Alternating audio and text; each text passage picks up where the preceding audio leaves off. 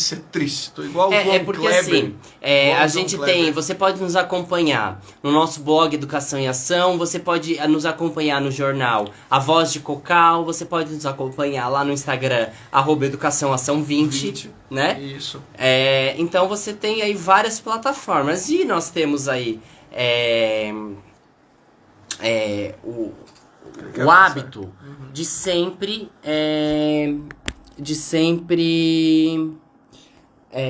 de sempre colocar no YouTube, no canal do Lucas Sequinel, todas as edições do Educação e Ação, desde a primeira edição até a última edição, 67, até a 67 foi colocado. Só que essa semana aconteceu um problema aí, um probleminha aí um problema gigantesco. Gigante no canal do YouTube do Lucas, que o Lucas colocava lá tanto da área da educação, da área que ele atua, como também da Educação em Ação, que era uma playlist do programa. Então tinha muito conteúdo educacional lá no programa. E o que aconteceu essa semana, Lucas? Então, Jorge, infelizmente eu acabei tendo o meu canal, o canal Lucas Sequinel, o canal foi hackeado.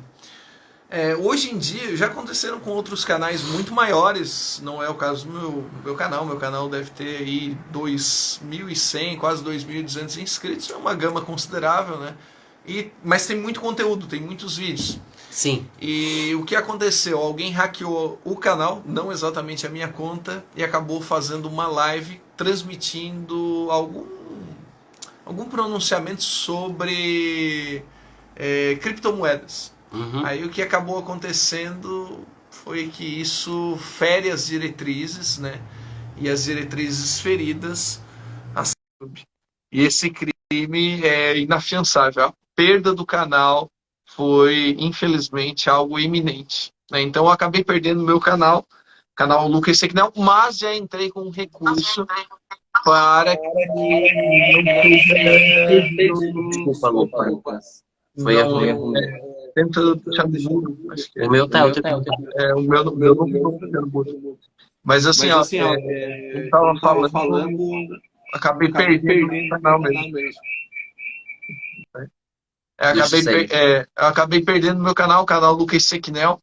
Mas creio que até o final da próxima semana estarei novamente com o meu canal recuperadinho, bonitinho. Sim, a gente espera isso. Porque assim...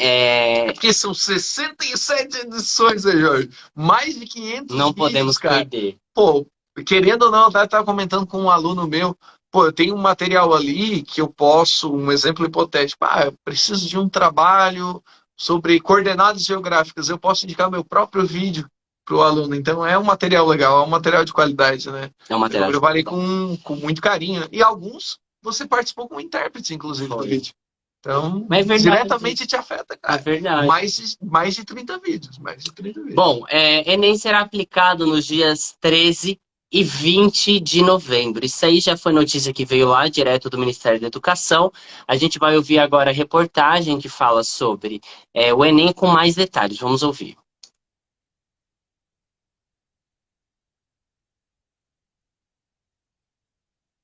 Como na digital, serão aplicadas nos dias 13 e 20 de novembro.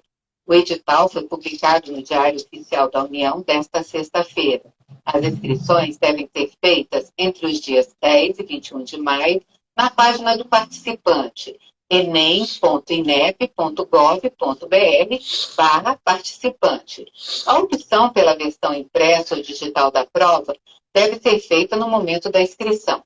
Quem optar por fazer a versão digital não vai poder prestar o exame em casa. Ele vai ter que ser feito nos locais da prova, não sendo autorizado computador particular. Aqueles que não conseguiram a isenção terão de pagar taxa de R$ 85 até o dia 27 de maio. Nesta sexta-feira, aliás, termina o prazo de apresentação de recurso para aqueles candidatos que tiveram pedido de isenção de taxa negado. Outro prazo que se encerra é o para quem não teve aceita a justificativa de ausência nas provas do Enem 2021. A gente lembra que as notas do Enem podem ser usadas para ingressar no ensino superior, em universidades públicas e privadas, e para participar de programas federais, como o SISU, Sistema de Seleção Unificada, ProUni, Programa Universidade para Todos, e o FIES, Fundo de Financiamento Estudantil. Da Rádio Nacional em Brasília, Ana Lúcia Cal. Então, direto da Rádio Nacional de Brasília, a gente escuta a seguinte informação, que ontem foi o último dia, né, sexta-feira, foi o último dia para que fosse apresentado aí recursos para aqueles candidatos para ter a isenção da taxa, né? Quem aí vai ter que pagar, o custo é R$ 85,00 e vai ter que ser pago até o dia 27 do mês agora de maio, que vai entrar a partir de segunda-feira. Isso mesmo. Jorge, o Enem deste ano ainda não é aquele Enem que vai ser totalmente repaginado, mas continua sendo aquele Parece que não. tenso, né? Parece que não vai seguir o modelo do novo ensino médio. Não, Enem, ainda né? não. Vai ser de acordo com os anteriores, as matrizes anteriores, antigas. E ele vai funcionar da mesma forma, pelo que eu vi até agora, né? Eu só não entendi, Lucas, porque assim, quem quer ingressar no ensino superior, por exemplo, universidade pública, certo, né? Ele pode participar de programas federais. Pode. E o Enem é um programa federal para você entrar na universidade pública. É um mecanismo de entrada que hoje é o principal. É um dos principais. Tanto Ou quem quer entrar na escola, em universidade privada, usa aqueles modelos como o FIES, o ProUni, os vestibulares, né, para ingressar. Vestibulares. Mas as últimas notícias que eu acompanhei é que o número de cotas e até de matrículas nas universidades públicas diminuiu. Diminuiu, a concorrência diminuiu. Por incrível que pareça, Jorge, sabia disso? Eu não sei se a nota do Enem, porque a nota do Enem, as últimas aí que tiveram, né, os últimos Enem, foi muito desastrosos para os estudantes. E desistiu linha de corte em algumas situações. Em alguns cursos, antigamente a linha de corte era 450, o equivalente a uma nota 4,5. Nos dias de hoje, é muito provável que o 4,5 seja quase como um 600 antigamente. Estava tendo uma discussão até, Lucas, que está indo aí para... Que agora a educação ganhou um novo... Está tendo o CONAI essa semana, não sei quem acompanhou o CONAI, né? Que eu só fiquei sabendo. A Conferência Nacional de Educação está tendo agora a etapa estadual. Isso. Né? E a discussão estava... Algumas discussões que foram feitas eram sobre a média. Porque a média agora é 6. Tá universalizado praticamente. Tá. Ela era 7. Isso. E tem discussões para a média para 5. Isso. Discussões bem antigas, inclusive. Eu achei... E que voltaram novamente, essa discussão de vir a 5. Chegaram a toda. É que, na verdade, o passo que foi dado para o 6... Nada contra o número 6. É que, na verdade, eu acho que foi já almejando o 5, tá? Eu vou te dizer que... Para não drasticamente do 7 drasticamente chegar assim, o aluno ele precisa de... Lembra, antigamente, dos bimestres? 28 pontos. Pô, era uma correria danada. Agora o aluno ele precisa de 24 pontos. Mas o grande objetivo sempre foi cobrar 20 pontos. E agora, com trimestres, o aluno precisaria de 15 pontos. Até foi encaminhada uma sugestão para a Secretaria de Educação de Criciúma de que fixe como regra as aulas semestrais, ao invés de ser trimestral, seja semestral. Seria melhor. E é melhor, eu não sei. Acho que para o aluno, para o professor, não. O professor, se a gente for analisar bem, até para ele ter um ritmo de cobrança, cobrar um entusiasmo. Intuitivamente o aluno, ele corre um pouquinho atrás da nota, ele se preocupa. Não deveria ser assim, mas é cultural. Eu acho que para o professor o trimestre até é bacana, mas para o aluno o semestre é mais efetivo, eu acho. As chances de aprovação são melhores. E semestral, e que essa nota aí parece que querem manter 6, né? Certo. Alguns votaram para que fosse para 7 de novo. Seria mais interessante, novamente, pensando para o profissional da educação, seria muito bom, né, Jorge? Só que aí a discussão foi assim, né? Nos concursos, em vestibulares, em processos seletivos, as notas geralmente são 7. Se bem que é como a gente disse, né? Só que, por exemplo, no processo seletivo de ACT, o corte é 5. Os cortes em concurso são 5. Normalmente é 50% de acerto. E por que na educação não pode ser também um 50%? É assim, na verdade, quando a gente colocava o 7, né, os 70%, também tínhamos uma época que nós tínhamos prova final. Sim, tinha o provão. A recuperação da recuperação. Era bimestre, você tinha 4 séries de tempo para poder estudar e recuperar. Parece que o ano era mais longo do que agora, né? E eram 180 dias letivos. Eram menos dias. E parece que rendia mais, né? Parece que rendia mais.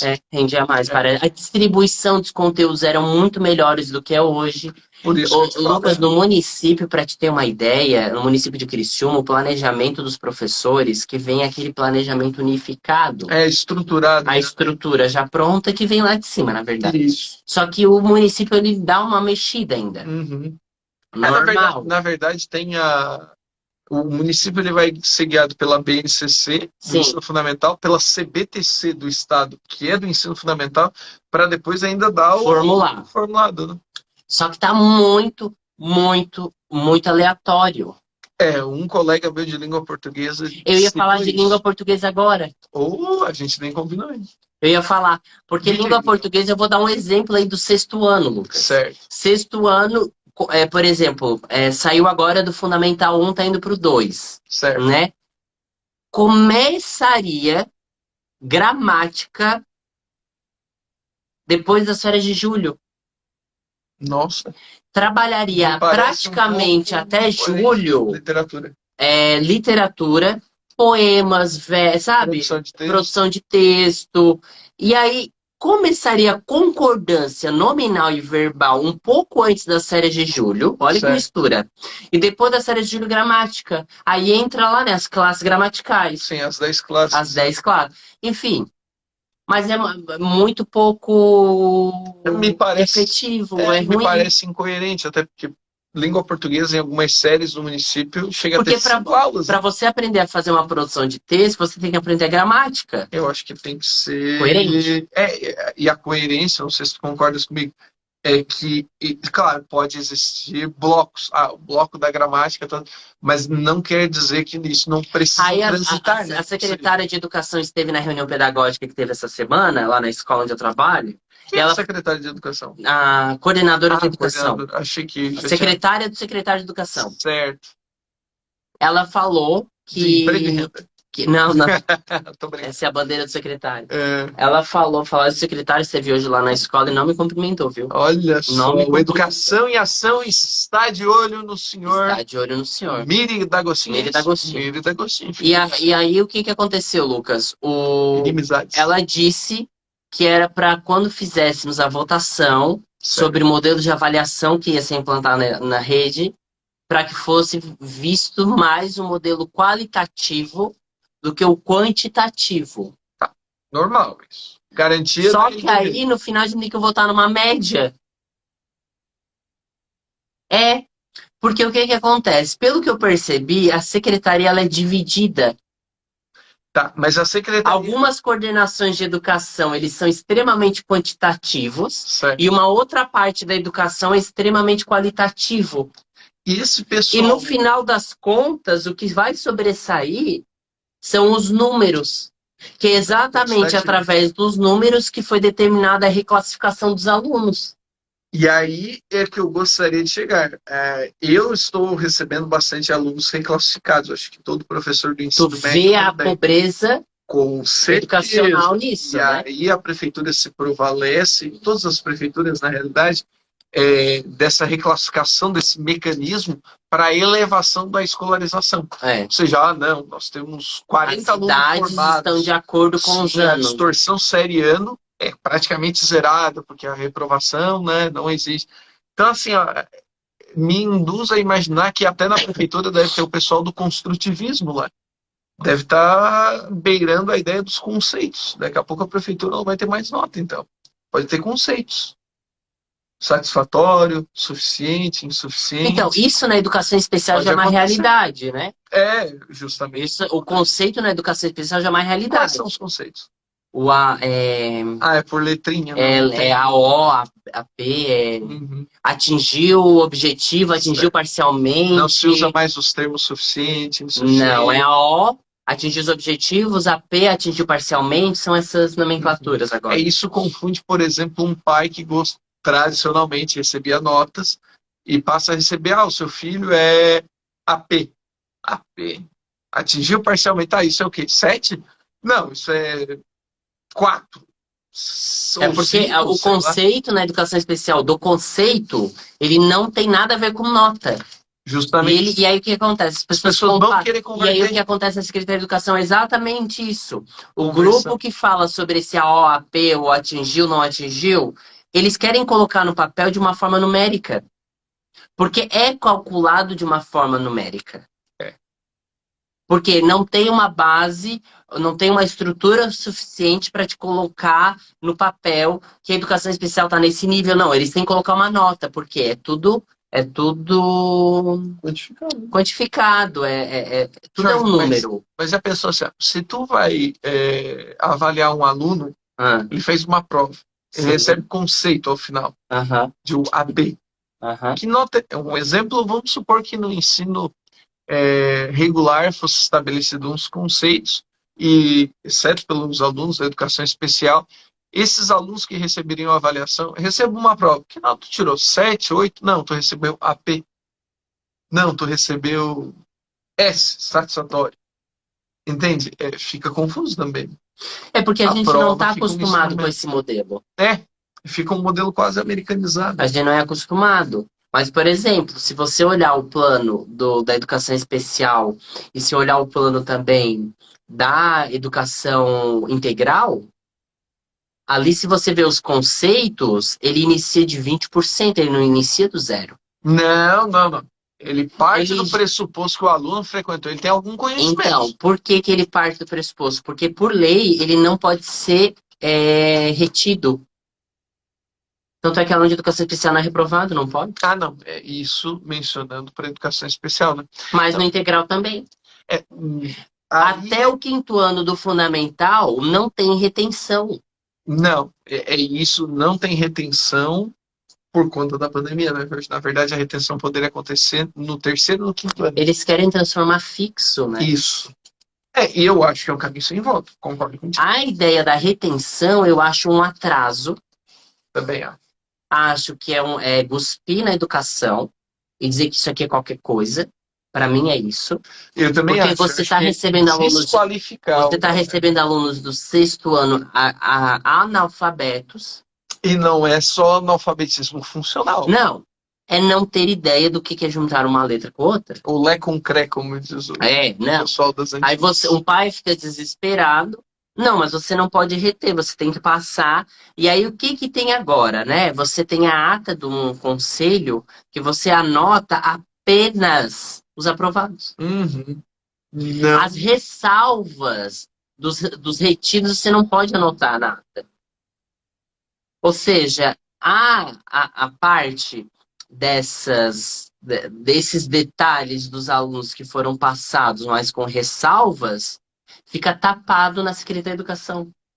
Fica escondido, né? Escondido de todo mundo. É o que a gente chama de escamoteamento dos interesses educacionais. Ou seja, tu escamoteia, né? Tu esconde, tu oculta tudo que não faz sentido para o bom processo educacional. Ou seja, o aluno reprovou, mas ele vai ter o seu progresso garantido por lei, amparo, né? De algo que o legislativo aprovou, que foi consolidado pelas câmaras estaduais. Nós colocamos como sugestão lá na escola para que seja colocado em ata e fique registrado sempre um aluno que foi classificado para o ano seguinte, mas com ressalvas. A gente colocou como sugestão. Provavelmente vai ser negado? Vai. Provavelmente vai ser negado. Isso é muito triste, porque os pais acham que se ele passou de ano, tá tudo bem. Né? Assim, Jorge, o que me deixa triste é que o aluno é aprovado. Alguns já têm consciência que a aprovação nesses 2 últimos anos foi resultado de simplesmente decretos, que a recomendação era que não houvesse retenção, a não ser que fosse realmente muito necessário. Isso já falando em outros segmentos, não só do primeiro segmento do ensino fundamental. Mas o que me deixa mais triste é que tudo isso vai resplandecer quando eles estiverem, principalmente no ensino médio. Porque no ensino médio nós temos uma grande transição, né, Jorge? Os conteúdos ficam mais difíceis, novas disciplinas aparecem. Então, assim, ó, me parece que a gente vai ter o resultado daqui a 7, 8 anos de um ensino médio muito frágil mesmo. Porque essa geração que inicia sua escolarização em 2020, 2021, ou que faz aquela transição, né, para o segundo segmento do ensino fundamental, fez em 2020 para 2021, realmente sentiu muito. É igual, Lucas, quem começou no primeiro ano em 2019, foi para o segundo em 2020, para o terceiro 2021, esse ano que voltou tudo certinho, para o quarto ano 2022. Olha! Foi praticamente o primeiro ano presencial. Se perdeu todo, menino. Isso foi. E não tem como cobrar da criança. Não, a criança, ela simplesmente...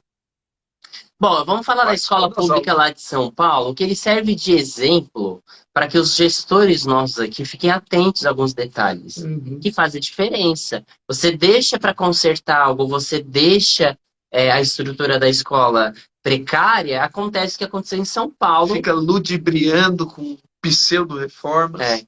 A fiscalização em escolas públicas de São Paulo constata banheiros insalubres. A gente tem essa matéria. Temos. Para passar, que aí vai explicar com mais detalhes. E a fiscalização, gente, foi feita pelo Tribunal de Contas do Estado de São Paulo. Tá? E ele constatou aí algumas informações. Vamos ouvir. O Tribunal de Contas do Estado de São Paulo realiza nesta quinta uma fiscalização surpresa nas escolas públicas do Estado. E até o meio-dia, mais de 300 já tinham sido vistoriadas. Em mais da metade delas, ou seja, em 53%, foram encontradas inadequações nos banheiros, como a falta de assentos sanitários ou de sabão para higienização. Também foram encontradas irregularidades em 68% dos transportes escolares realizados até o momento, tais como problemas da documentação do veículo ou do motorista, ou até mesmo más condições dos bancos e assentos. Essa fiscalização surpresa, realizada por 502 agentes do Tribunal de Contas do Estado de São Paulo, segue até o fim da tarde desta quinta. A última fiscalização havia sido feita no ano passado para verificar as condições para o retorno das aulas no modo presencial. Os agentes do TCE também fiscalizaram nesta quinta-feira a situação da merenda escolar e constataram até o momento que apenas 3% das escolas estavam estocando alimentos vencidos. Mas outros tipos de problemas foram encontrados, como, por exemplo, a estocagem de grãos e cereais no chão e a presença de carunchos dentro de alimentos não perecíveis, como o feijão. Desde 2016, o TCE de São Paulo faz essas fiscalizações surpresas como forma de avaliar os recursos públicos dos serviços voltados à população. Após o término dessa vistoria, um relatório consolidado da situação das escolas será divulgado pelo TCE de São Paulo. Gente, que coisa... lamentável. Caruncho no feijão. Gente, caruncho é aquele bichinho que tá dentro da batata, dentro do feijão. Putz, olha ali, cara. É nojento também. Rapaz, caruncho do café, cara. E eu acho engraçado... Continua, que eu tô impressionado. Eu acho engraçado, essa informação ela é terrível. E eu acho engraçado que uma fiscalização, por exemplo, municipal, ela vai nesses restaurantes, e ela vai nas empresas privadas, e elas já vão prontinhas para multar. Não, já sai com bloco, né? Já sai com bloco para multar. Sai com bloco. Parece a Receita Federal. Um cabelo no chão, eles multam. O quê? Uma barata lá na esquina? Não, mas é na esquina. Não quero nem saber. Não pode nem estar perto. Não pode nem chegar. E aí a gente chega numa escola que quem comanda é o próprio município, é o próprio estado de São Paulo, o município de São Paulo. A gente observa que dentro da empresa e que eles fiscalizam lá fora, não estão dando exemplo lá dentro. Que, gente, é uma vergonha. Pesquisamos até no momento que apenas 3% das escolas estavam estocando alimentos vencidos. Gente, 3% a cada 100 são 3. Em Criciúma é pouco. Em São Paulo é bastante. 3% em São Paulo é muita escola. Vou chutar. Se aqui a gente tem mais 60 escolas municipais, município... 200 mil habitantes. Vamos. 200 mil não é nenhum bairro de São Paulo. Não, é o bairro da Liberdade. Menor, menor. Bairro Bairro da Liberdade maior. Cara, então São Paulo aí tem 12 milhões de habitantes. Então... Bota numa regra de 3 aí. 300, eu vou até dizer aqui, ó.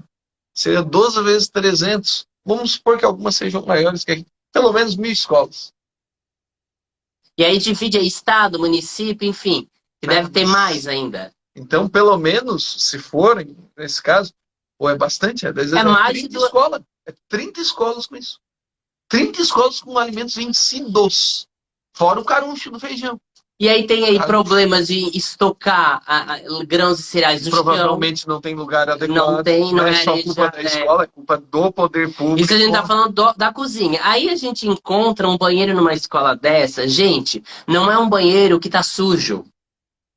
É um banheiro insalubre. Não, ele é impróprio para uso do ser humano. Não pode entrar e lavar a mão. O porco não conseguiria fazer os seus dejetos nele.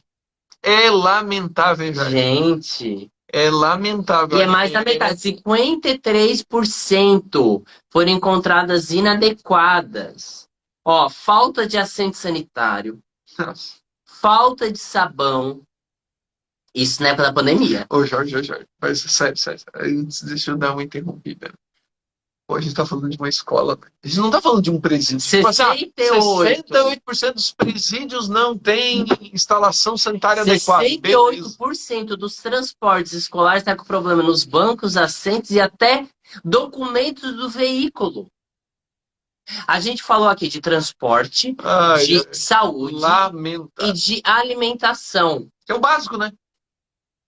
Fora o material didático, né? Jusemar Marcílio, Santa Catarina hoje. Jusemar, oi, boa tarde, seja bem-vindo ao nosso programa. Jusemar. Acho que eu apaguei o... Você fixou, acho que não, tá aparecendo aqui pra mim. Ah, tá. Jusemar, boa tarde. Boa tarde, seja bem-vindo. Jusemar Marcílio. Gente, isso está acontecendo em São Paulo. Isso aí serve de exemplo para como a manutenção do prédio é mais importante do que a gente vai deixando, né? Do que qualquer tipo de provavelmente, às vezes, Lucas, isso aí não é falta de manutenção. E um detalhe, tá, Jorge? Vamos defender um pouquinho as escolas. É muito provável que as escolas estão armazenando. Quantas vezes já pediram? Não. Eles devem ter. Por favor, dá um pedaço de pau pra gente colocar no chão e armazenar os materiais de maneira adequada. Ah, não tem. E assim tá ocorrendo. E simplesmente isso aí é vergonhoso, né, gente? Não, e ainda a gente não tá falando de um estado pobre, né? Não. A gente tá falando de um dos estados com maior... É o maior PIB do arrecadação de imposto. É o maior PIB do Brasil. Saiba do seguinte, Jorge. O PIB da cidade de São Paulo é muito maior que o PIB e para vocês terem uma ideia, essa fiscalização foi realizada por 502 funcionários do Tribunal de Contas. Ou seja, alguém, né, totalmente fora da Secretaria de Educação. E o mais interessante é o seguinte, os dados revelam que a manipulação foi quase zero, né? Então, porque jamais revelariam dados tão pecaminosos. O que aconteceu? Desde 2016, o Tribunal de Contas tem feito fiscalizações surpresas. Muito bom. Isso aí está repercutindo num relatório real do que poderia ser tapado. Porque você que não trabalha em escola, quando você é avisado que a Secretaria de Escola vai te visitar, você tenta deixar a escola mais ajeitadinha. Você tenta... Errado. Né? Errado. Você tenta tapar buraco. Sol com a peneira. O sol com a peneira. E é errado. Quando você faz uma visita, uma fiscalização surpresa, você identifica os problemas, né? Jorge, posso citar um exemplo? Eu fui no Chile, né? Faz muito tempo já, mas tive algumas experiências bem legais. E eu fui na escola Pablo Neruda. Sim. O Pablo Neruda, na verdade. Gosto de chamar Neruda. E uma experiência muito legal com a escola pública. Cara, excelente instalação. E quando tu fala para um chileno ou para um argentino que as escolas particulares daqui são melhores que as públicas, eles ficam em choque. Porque assim, como? Quem tem mais dinheiro que o poder nacional? Eles sempre falam poder nacional que o governo, né? Governo. Quem tem mais La Plata que o governo? Não tem como, Jorge. A escola pública era para ser a melhor, cara. Tem muito recurso. Como você falou, não é para esperar uma reforma, exatamente. É para ter manutenção, cara. É para ter. Foram 502 agentes. Cada agente fiscalizador vai levar uma equipe de 13, 15 pessoas que vão ajudar a resolver os problemas. E a gente nem chegou no ponto de falar da qualidade da alimentação. Não, esse é outro problema, né? É um problema dentro de um problema. Sabe aqueles mapas mentais que você começa com 5? A gente tá falando, Lucas, de problema estrutural, de estrutura, que são os problemas básicos. Não jogar nenhuma tinta na parede, né? É complicado, né? É porque, eu vou te dizer uma coisa, tá, Jorge?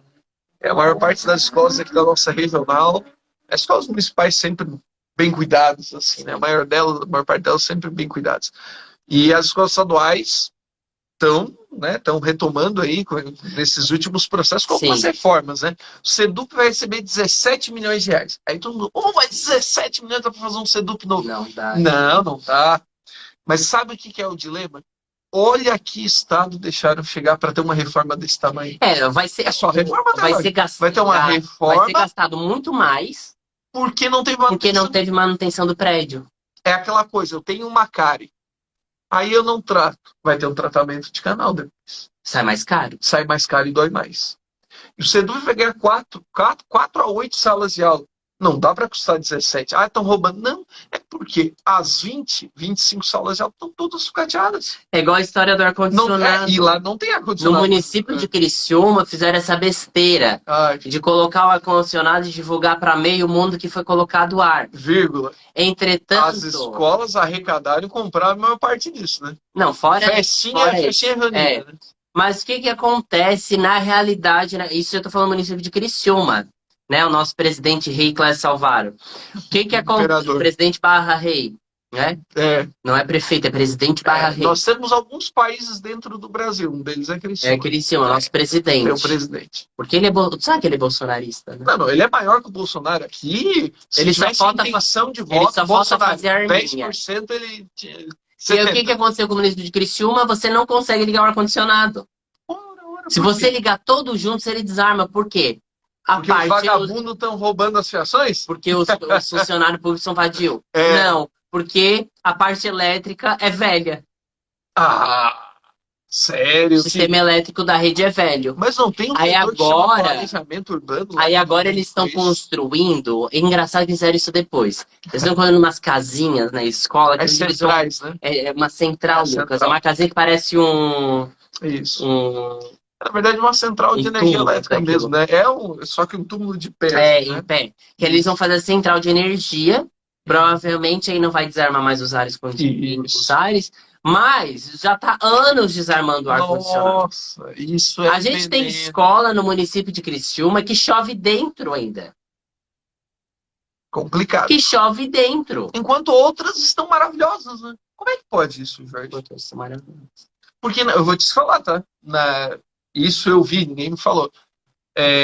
No estado de Santa Catarina eles tomaram uma decisão que eu até considero honestamente até considero muito interessante, até porque eu queria reforma na minha escola, mas existem outras piores. O que eles fizeram? A gente vai reformar primeiro as escolas que estão muito ruins. Olharam, vamos dar uma pintada, vamos dar uma ajeitada no colegião. Tudo que foi pintado foi achado legal, parabéns, melhorou muito, e deu para perceber que não é uma coisa estrutural. Precisa de uma reforma. Mas tem escola que tá caindo aos pedaços. Não, ok. Um SEDUP, gente. Eu vendo as fotos, eu quase falei assim, justamente tem que ser o SEDUP primeiro. Perto da minha escola, ou perto do próprio Medvis, que andou ganhando rampas, e eu olhei assim, não, dá pro SEDUP, porque tá feio. É o mais necessitado. É o mais necessitado. Pelo tamanho, Jorge, é o mais necessitado. Só que me deixa desconfortável imaginar assim, ó, outras escolas poderiam merecer, né? Tu falou do Caetano, que trabalhou do Barão.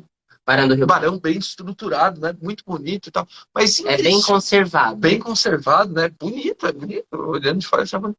Agora, em Criciúma tem algumas escolas que são espetaculares. Tipo, o Novo Filho do Mineiro. E aí tu vai no São Cristóvão, tu vê um taco no chão e caindo. Aí tu vê, por exemplo, uma escola lá do Nossa Senhora da Salete. Que caridade. Aí tu olha lá o Adolfo Bar, que é Tem escolas que são mais visuais, né? Tem escolas que parece que a própria prefeitura ela deixa escondidinha, né? Isso. Exatamente. Bom, o MEC lançou, o Ministério da Educação lançou o canal Educação e o canal Libras, né? Podia lançar o programa Educação e Ação lá. Deveria, né? Deveria. Canal de críticas com filósofos, né? Chamar o Karnal. Só falta o Olavo de Carvalho. Chamar o Karnal, chamar o Pondé e o Nando Moura. Portela. E o Nando Moura. Pra agradar as crianças. E o Olavo de Carvalho. Não pode mais. Não dá mais, hein? Agora só pra parei. Só pra segurar a fogo. Ou os olavistas, né? Os contemporâneos dele. Depois eu vou te falar quem é o olavista, mas vamos continuar. Sério? É surpresa pra mim? Não, cozida. Bom, o Ministério da Educação, a gente tem essa matéria. Temos. Foi lançado ontem, tá? Ontem, dia 29 de abril de 2022, foi lançado esse programa que vai ser passado na TV Brasil. Vamos ouvir um pouquinho sobre essa nova multiprogramação direto do governo federal. A partir desta terça-feira, 2 canais inclusivos passam a fazer parte da programação aberta na internet. O canal Educação e o canal Libras. O primeiro aborda temas de educação infantil até o ensino superior e vai ao ar na programação do canal público, a TV Brasil, da EBC, Empresa Brasil de Comunicação. A iniciativa também vai servir de ferramenta para a capacitação de professores, coordenadores e gestores escolares. Durante a cerimônia de lançamento no Palácio do Planalto, o presidente Jair Bolsonaro disse que o conhecimento é uma ferramenta para agregar valor ao que é produzido no Brasil. Por isso, defende que os gestores saibam como incentivar o conhecimento entre os jovens. Tinha ali o Globo Universidade, o Globo Ecologia.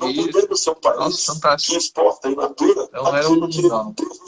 Nós temos que agregar valor a isso. Não podemos continuar mandando navios de direto de ferro para fora e recebendo uma jangada de laptops. Nós temos que agregar valor àquilo que nós temos. E como fazê-lo? Através do conhecimento. E cada jovem do Brasil é uma pedra preciosa que precisa ser lapidada.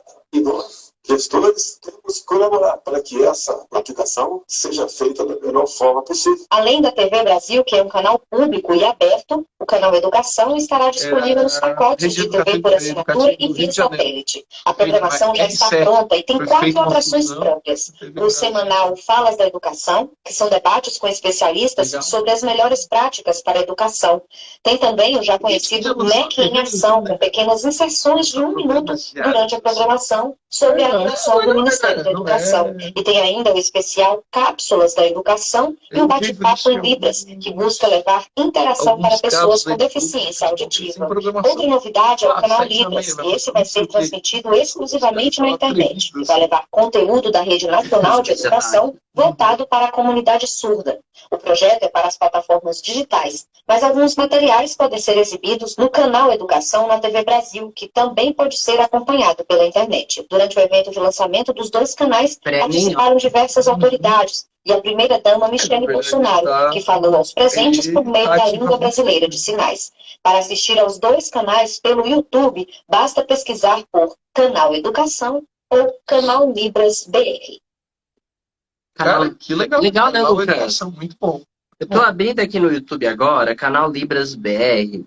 Pelo que eu entendi, para você acessar essas 2 plataformas, você acessa lá pelo YouTube, né? Você acessa o canal Educação ou o canal Libras BR. O canal Libras BR, pelo que eu entendi, ele é voltado para a comunidade surda, né? Ele é voltado para a comunidade surda. O projeto são conteúdos educacionais. E aqui eu tô vendo, né, que tem sobre a lei da Libras, né, o lançamento. Mas tem objeto de conhecimento comum, assim, tem aulas de disciplinas, essas coisas também. Eu tô abrindo agora para ver os vídeos. Tem, que legal, tem mesmo, hein? Tem bate-papo. Que legal, né, cara, essa ideia de fazer uma TV independente, né? Eu tava comentando com o Jorge aqui, que é uma iniciativa muito legal. Eu vejo bastante no entretenimento, principalmente para os clubes de futebol.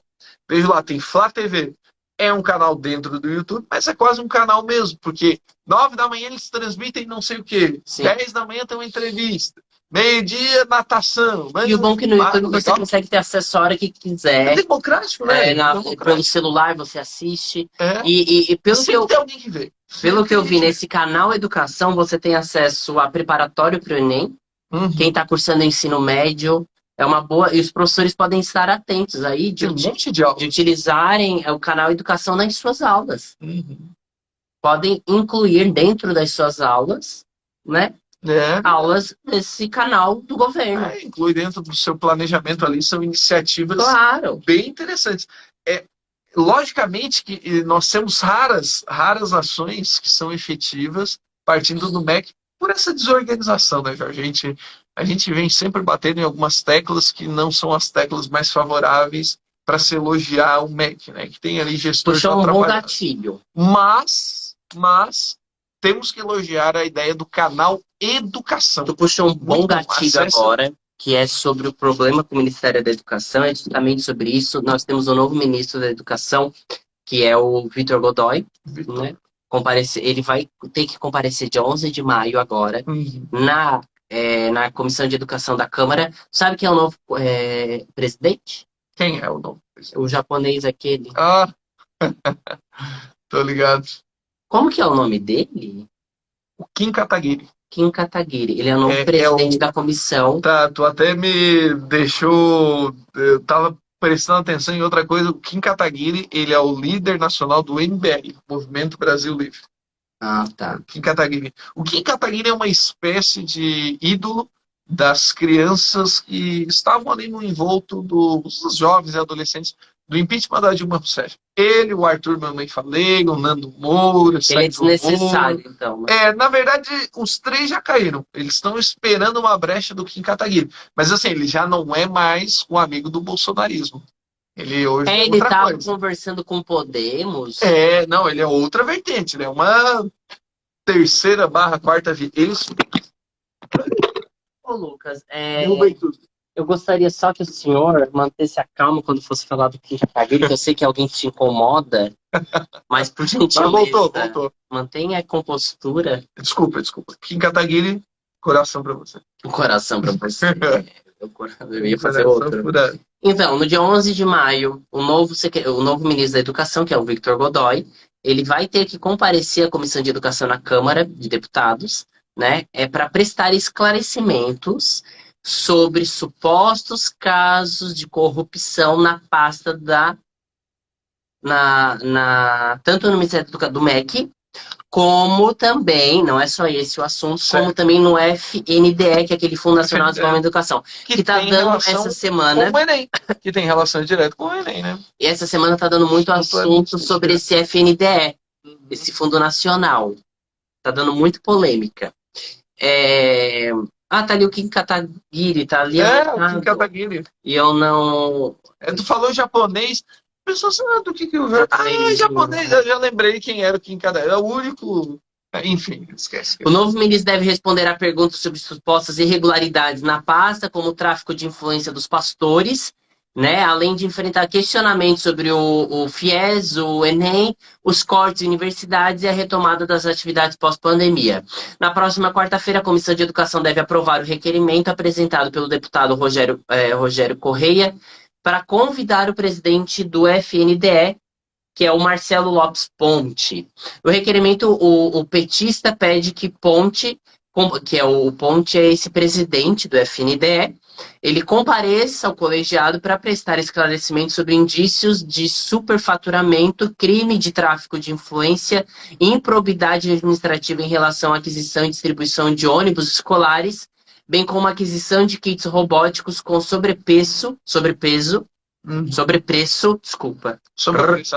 acima do preço e irregularidades da distribuição aos municípios. Isso aqui tem a ver com aquela informação que nós trouxemos do antigo ministro de Educação, do último, com aquele envolvimento daqueles pastores que não trabalhavam no MEC. Isso. Que não trabalham no MEC, na realidade, que faziam aquelas pontes... Não são técnicos. Não, eles não são. E faziam aquelas pontes com aqueles prefeitos de municípios que por coincidência... Também eram evangélicos. Eram evangélicos, né? Seja, eram líderes religiosos ainda, né? Eram pastores também. Isso mesmo. Então isso vai ser... Isso aí, quem tá mexendo muito nisso, além do Kim, porque o Kim foi colocado como presidente, né, da comissão, mas é o Rogério Correia que está aí fazendo os requerimentos. Rogério Correia é do PT, né? Do PT de Minas Gerais. Esses dois, assim, eu posso ter alguma divergência ideológica quanto ao Kim, mas ele é firme.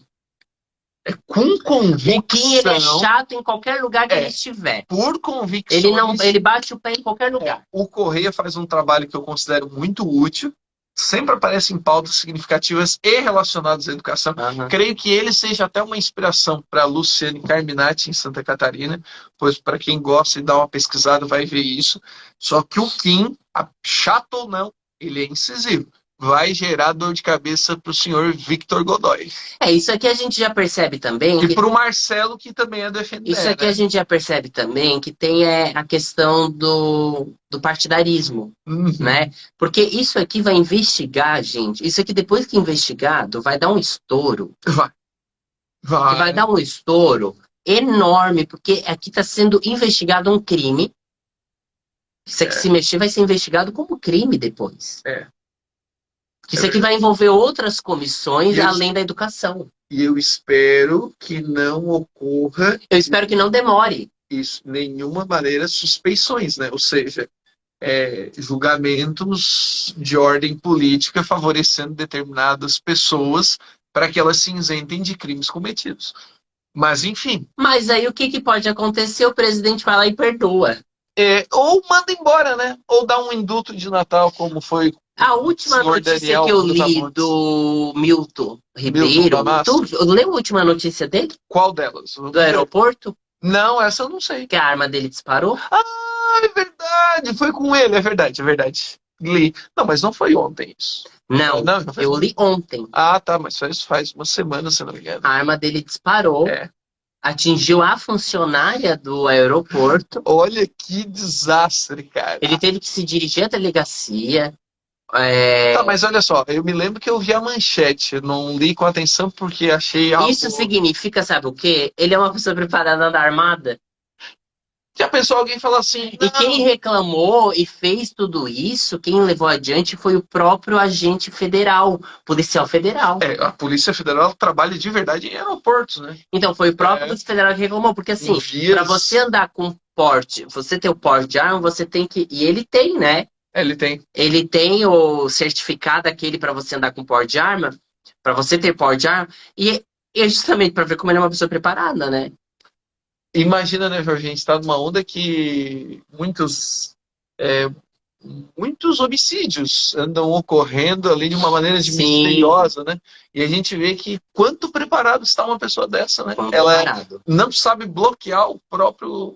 Enfim, o próprio instrumento, né? Quase instrumento de trabalho. Falando em política, eu trouxe uma pesquisa bem legal que foi feita pelo Conectar Pesquisas. Isso é um tema legal. É um tema legal, Lucas, que 59% dos eleitores consideram a educação um tema muito importante para definir voto. É exatamente por isso que agora a gente vai presenciar muitas reformas. A gente vai presenciar aí muito auxílio para a educação, muito discurso falando agora sobre a importância de um bom suporte de educação. A gente vai ver muitos líderes políticos visitando escolas. Com certeza. Né? Porque a maioria dos brasileiros aptos a votar nas eleições de outubro diz que considera a educação um tema muito importante. O levantamento foi feito pelo Conectar Pesquisas, né? Entre o dia 7 e 24 de fevereiro agora de 2022. Foram entrevistados 3.860 pessoas com mais de 16 anos. Foi entrevista por telefone, né? O levantamento também perguntou quais áreas da educação os entrevistados consideram como mais importantes a serem discutidos pelos candidatos. A melhoria da infraestrutura foi uma das escolas públicas aparecer em primeiro lugar. Com certeza. E com 45% das respostas, seguido com a melhoria das carreiras dos professores, com 43%. Isso me surpreende porque muitas pessoas... E foram pessoas aleatórias entrevistadas, não foi entrevista feitas com pessoas da educação. Não é direcionada, né? Não é direcionada. Mas isso me surpreende bastante, esse dado. Aí foi 33% constatado dos que não retornaram a escolas depois da retomada das aulas presenciais, ou seja, 33% das pessoas consideram um tema importante, né? O ensino de tempo integral ficou aí com 30% de credibilidade que as pessoas mais dão. Me surpreende porque o ensino integral é uma luta até o 9º ano. Depois disso, as pessoas elas são inimigas do ensino. E por último, fica em 28% a melhoria da oferta em creches. Ficou em último lugar. Isso melhorou muito também. A gente tem que dizer que no Brasil como um todo, a universalização de vagas, na transição para Fernando Henrique Cardoso, Lula E aí, o que eu achei interessante foi avaliado. A pesquisa também avaliou a satisfação com a condução do atual governo federal na educação. Os resultados mostraram que 58% estão muito insatisfeitos ou estão insatisfeitos com a política do governo Jair Bolsonaro, né? Na área da educação. As constantes trocas têm prejudicado também o desempenho. 4% muito satisfeitos e 27% satisfeitos. Essas pessoas, 4%, talvez sejam aposentados que não tenham netos, coisa do tipo. Estou muito satisfeito com a educação. Sobre a gestão estadual, então sobre gestão estadual, 54% dos entrevistados disseram estar muito insatisfeitos com as políticas para a educação. Também. Concordo. Né? No geral, tá mesmo difícil. Falando nisso, a gente tem um novo secretário de Educação no estado de Santa Catarina, né, Lucas? Temos, e também temos Você vai falar do secretário, eu vou aproveitar o gancho para falar que esse secretário também é responsável direto pelo lançamento do Bolsa Estudante, né? Ou seja, essa bolsa contemplou basicamente todos os alunos que possuem cadastro no CAD único, que é o cadastro vinculado ao governo federal.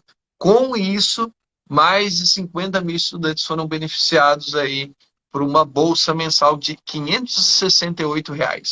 Esses R$ 568 são pagos ao longo de 11 parcelas ao longo dos anos de 2022, 23 e 24. Lembrando que são 11 parcelas, não existe 13º e o pagamento não ocorre em janeiro, que não é considerado um mês letivo. Isso é com o quê? Isso é o Bolsa Escola. Ah, tá. É bom a CT, então. Isso. Na verdade, o estudante ele vai ganhar por ano um pouco mais de R$ 6.000, R$ 6.200, para ser mais exato.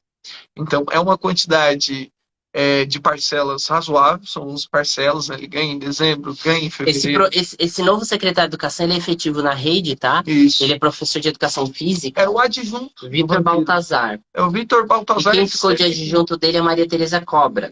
Que é a Teca. É professor de língua portuguesa. Isso. Foi minha chefe. Né? Foi minha chefe no SES. Ela era líder de um departamento da Fiesc, relacionado à educação. E é uma pessoa que, quando chegou na educação em Santa Catarina, chegou por meio do Natalino, que era funcionário do IEL. Até que ela tem boa experiência, né? Ela abriu mão ali de Ela trabalhou 25 anos, né? E isso, trabalhou mais de 25 anos no SESI. Ela trabalhou em várias frentes aí, várias frentes. Ela aqui está falando, Lucas, que ela é a pós-graduação em ação integrada dos especialistas em ações educacionais e formações em universidades dos Estados Unidos e na França. Isso é fato. Então esses são os novos secretários. E o Victor, vou te dizer, Jorge, o Victor passou uma boa impressão, porque ele era o adjunto do Natalino também. Com a equipe do Vampiro, não houveram tantas mudanças. Permaneceu basicamente... Ele vai manter na mesma linha, então. Ele manteve. Só foi uma troca. E o Vampiro, né, como tem as suas asas entrelaçadas com a política, né? Ele é um político profissional, ele admite isso, né? Mestre, é um sofista, formado em Direito, discursa muito bem. Te falei do episódio, né? Como é que é? Fulana de tal, tu que é diretora da escola X, lembra daqueles 3 milhões que tu me pediu para a reforma da tua escola? Ela assim, lembro. Então, a assinatura digital aqui do Victor está aprovado, vai começar. Ele falou assim, dessa maneira. Como se 3 milhões fossem os R$ 30 que eu estou te devendo. Eu não tô te devendo, na real. Mas o governo do estado de Santa Catarina... É nada, né? E falando nisso, o Victor já dava sinais, ele deu um discurso junto com o Vampiro, né? Então, depois teve uma fala só dele, dava sinais que ia assumir a educação em Santa Catarina. Sinais assim, Jorge, ó, como se fosse um semáforo. E me parece um perfil interessante, jovial, garotão, assim. Ele é mestrando. Mestrando, bom, qualificado. O qualificando. Ele é pedagogo. Pedagogo? Ele é licenciado em Educação Física e Pedagogo. Ele é efetivo da rede. Isso é um bom passo, né? Temos alguém da rede dirigindo a rede. Né? E foi dele a ideia das letrinhas também. Sabe a história da letrinha, Jorge? A história da letrinha é a que eu sofri. 4C na carreira, faz mestrado, volta para 5A. A partir de agora... Isso é complicado. Tu é 4C, 5C. Se tu é 5C, vai para 5C. Isso quer dizer que vale a pena fazer um doutoradinho para ser... Tem progressão, né? Não, a progressão é a única coisa que eu estava comentando com meu colega na prefeitura. É a única coisa que separa a rede estadual. Bota lá. Tu notou que os servidores agora estão mais quietinhos? Um pouco mais felizes. Então, né? Um pouco mais nos felizes. É que na verdade, Jorge, vou te citar um exemplo. Tá, o salário te estimula. Mas aqui na regional a gente está tendo alguns resultados positivos referente às reformas. A infraestrutura melhorou. Não é uma melhora, porque assim, a educação em Santa Catarina estava largada faz 20 anos já. Só? Então, assim, não, isso que é o ponto, né? Que eu me entendo por gente. Agora, a educação no Brasil nunca teve presença para ser largada. Não, nunca teve. Foi. E assim, ó, com essas atitudes, né? A gente vai informatizar a escola, computador aqui, dá um ânimo. Que continue, né? Porque senão fica jogadinho também, né? Senão vira uma ferramenta inútil. Vira igual os tablets amarelos. Aqueles são... Nem vou falar nada. Nem vamos falar nada. O Educação em Ação hoje trouxe aí muitas informações, a gente debateu e discutiu muitos assuntos relacionados à educação pública.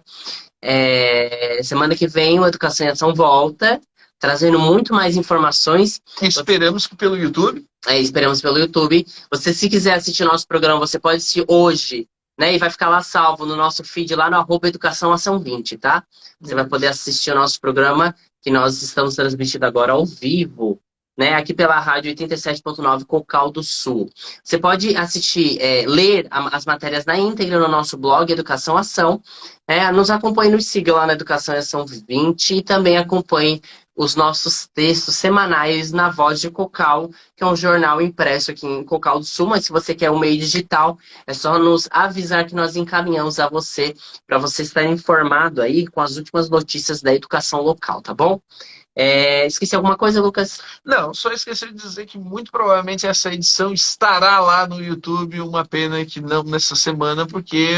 Assim que voltarmos, o Lucas recuperar o canal, a gente automaticamente vai estar incluindo o programa, este e os próximos, né? Esperamos que o próximo já esteja lá também. Rapaz, nem me fala. Mas é isso aí, né? Isso aí. A próxima edição, que é a edição que vem, é a 69. Sempre lembrando que estamos aí com o apoio de Universitas Estudos Superiores. Fala, né? Um pouquinho do nível. Como está o trabalho com o Universitas? Está bem bacana, Jorge. Universitas aí segue a todo vapor, aí, o professor Marcelo idealizando e bacana, encabeçando alguns projetos. Já tivemos a primeira obra didática lançada. Tivemos aí também um livro vinculado a histórias infantis da minha sogra, Cissa Moroso, que foi lançado pela editora Universitas. O seu trabalho principal é ser editora, né? Então, temos lá, está à venda também, né? Tem um link lá no Mercado Livre. Lembrando que também a Universidade de Estudos Superiores fornece aí materiais e infoprodutos digitais, né? Lembrando que nem todo infoproduto é digital, mas o nosso sim é digital. Tem material de ciências humanas, tem lá também algumas dicas com o professor Marcelo. E é isso aí, Jorge. Universitas apoiando o Educação Como e Ação. faz para entrar em contato com Universitas? Então, Universitas, você entra pelo contato através do Instagram, @Universitas10, ou então pelo site, que é www.universitasestudos.com.br. Bacana. Isso aí, Jorge. Bom, Universitas aí, agradecemos também a Rádio 87.9. E sábado que vem, 14 horas, seu encontro aqui é conosco no Educação em Ação. Fique aí um bom final de semana, se cuide. Eu ainda vou para casa tomar um chazinho aí de gengibre. Eu joguei bola ontem, joguei bola hoje de manhã, no dia da família da escola, foi bem legal. E vou jogar bola hoje. Vai de novo? Vou de novo. Tá certo, tem que fazer o que gosta, né, Lucas? Se eu conseguir andar lá. Consegue. Depois ainda tem uma série de treino na academia em casa ainda, né? Hoje não. Não, vai folga. Não, hoje eu vou. Mas amanhã. Amanhã quem sabe? Amanhã quem sabe? Bom final de semana, uma boa semana pra vocês. E sabe que informações da educação você pode encontrar aqui na Educação em Ação. Todos os sábados, 14 horas. 14 horas, até mais.